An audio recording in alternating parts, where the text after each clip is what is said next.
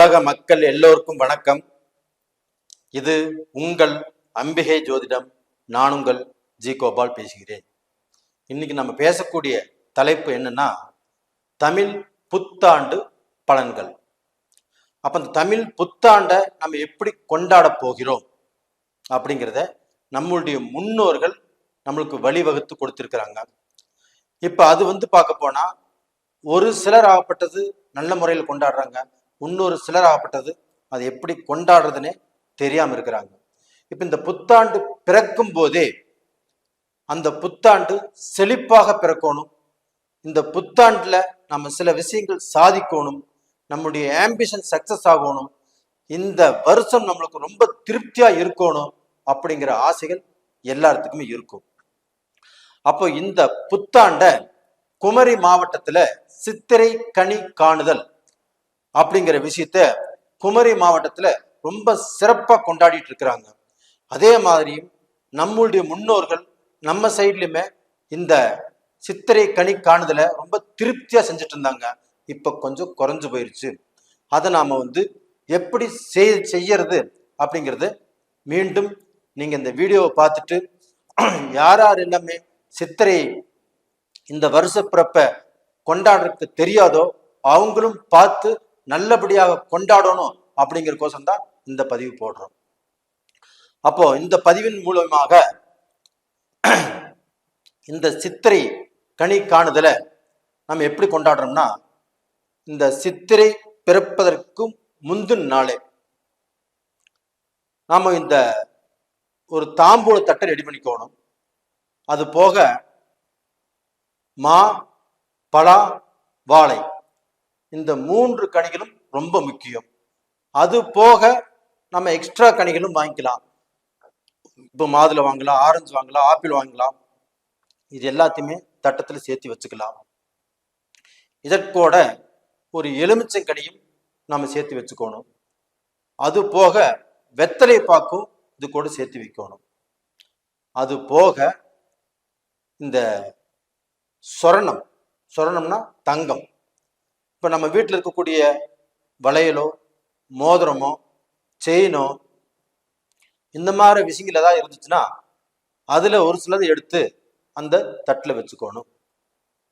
இது போக ரூபாய் நோட்டுகள், இப்ப 10 ரூபா நோட்டு கட்டு, 50 ரூபா நோட்டு கட்டு, 500 ரூபா நோட்டு கட்டு, 2000 நோட்டு கட்டு, இந்த மாதிரி அவரவர்களுடைய வசதியை பொறுத்து யார்கிட்ட நோட்டு கட்டு இருக்குதோ அதை வச்சுக்கலாம். நோட்டு கட்டு இல்லாதவங்க அந்த தாள்களை வச்சுக்கலாம்.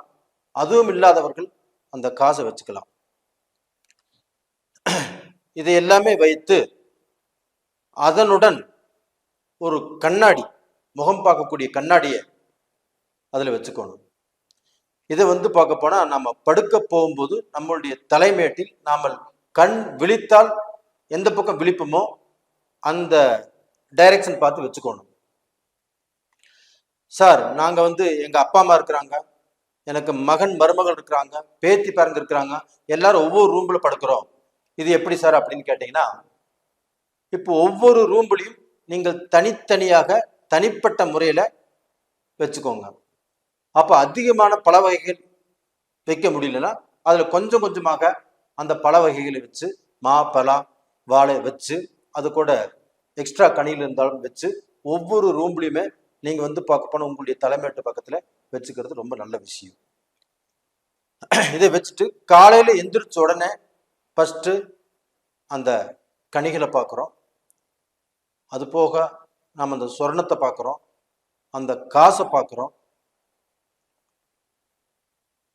இறைவா, என்னுடைய வாழ்க்கையில கடந்த காலத்துல நாங்க எவ்வளவோ கஷ்டப்பட்டோம், அந்த கஷ்டம் எல்லாமே நீங்கி இந்த வருடத்துல எங்களுக்கு ஒரு சந்தோஷமான வாழ்க்கை, ஒரு நிம்மதியான வாழ்க்கை, ஒரு செழிப்பான வாழ்க்கையை கொடு அப்படின்னு அந்த கண்ணாடிக்கு முன்னாண்ட நம்ம கை கூப்பி வரம் கேட்கிற மாதிரி கேட்டு நம்ம கும்பிட்டுக்கிறது ரொம்ப ரொம்ப நல்ல விஷயம்.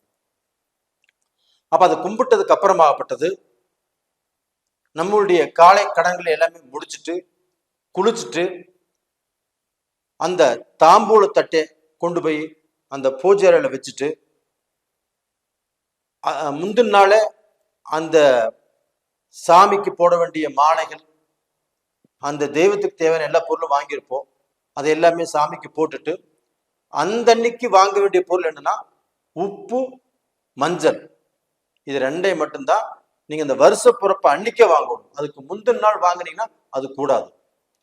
அப்ப அந்த உப்பையும் மஞ்சளையும் அந்த வருஷ பிறப்பு நாள்ல வாங்கி சாமி கிட்ட வச்சு கும்பிடணும். இதை கும்பிட்டுட்டு நாம பெரியவங்க நமக்கு வீட்டுல யாராவது பெரியவங்க இருப்பாங்க, அவங்க காலில் விழுந்து ஆசீர்வாதம் வாங்கிட்டு அவங்க ஏதாவது ஒரு தட்சணையை கொடுப்பாங்க. அந்த தட்சணையை நாம வாங்கிட்டு போயிட்டு நம்ம வீட்டுல நம்மளுக்கு ஒன்று பீரோ இருக்கும், அதுல உள்ள ஒரு பணப்பெட்டியில அந்த காசை நம்ம போட்டு வைக்கணும். அந்த காசை நம்ம அதுல வைக்கும்போது அந்த பெரியவங்களுடைய ஆசியோடு அந்த மகாலட்சுமியுடைய அனுகிரகத்தோடு நம்மளுக்கு செல்வம் வளரும், சந்தோஷம் வளரும், நிம்மதி வளரும். இது மாதிரி செஞ்சுக்கணும்.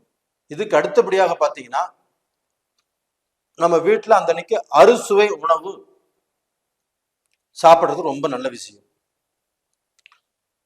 அப்ப அந்த அறுசுவை உணவுல இந்த வேப்பலை ரசம், இந்த மாங்காய் பச்சடி இதையும் சேர்த்துக்கணும். இப்ப மலையாளத்துக்காரெல்லாம் பார்த்தீங்கன்னா இந்த பாவக்காயை சேர்த்துக்குவாங்க, அதுவும் நம்ம தேவைப்பட்டா சேர்த்துக்கலாம். அப்ப அந்த அறுசுவை உணவு நாம எந்த பலகாரமானும் செய்யலாம், ஸ்வீட் வேணாலும் செய்யலாம், செஞ்சு சேர்த்துக்கலாம். இது மாதிரி சேர்த்தி நம்ம காலையில் எல்லாமே சாப்பிட்டுட்டு நம்மளுடைய வேலைகளை பார்க்கறது நல்ல விஷயம். அப்படி நம்ம காலையில அது செய்ய முடியல, அது நம்ம சாப்பிட முடியல அப்படின்னா மதிய நேரம் நீங்க செஞ்சுக்கலாம், சாப்பிட்டுக்கலாம், ஒன்றும் தப்புங்கிறது இல்லை. அப்போ காலையில் நேரத்தில் நம்ம சாமியை கும்பிட்டுட்டு அந்த சாமிக்கு நெய்வேத்தியம் பண்ணிட்டு நம்மளுடைய கடமைகளை நாம செஞ்சுக்கலாம்.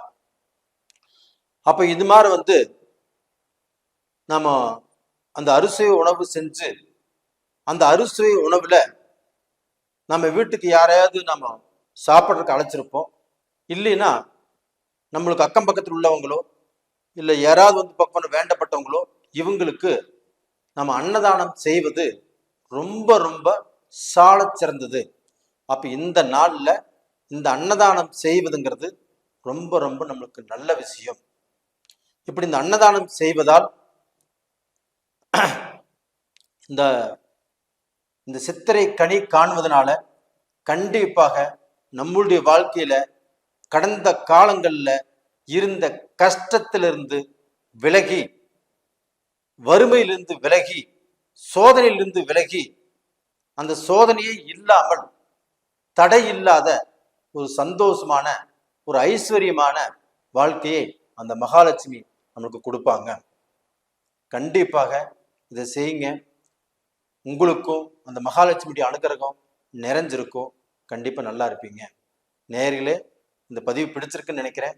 பிடிச்சிருந்தா லைக் பண்ணுங்க, சப்ஸ்கிரைப் பண்ணுங்க, ஆல் அப்படிங்கிற பெல் பட்டனை ப்ரெஸ் பண்ணிக்கோங்க. உங்களிடமிருந்து விடைபெறுவது உங்களின் ஜி கோபால். நன்றி, வணக்கம்.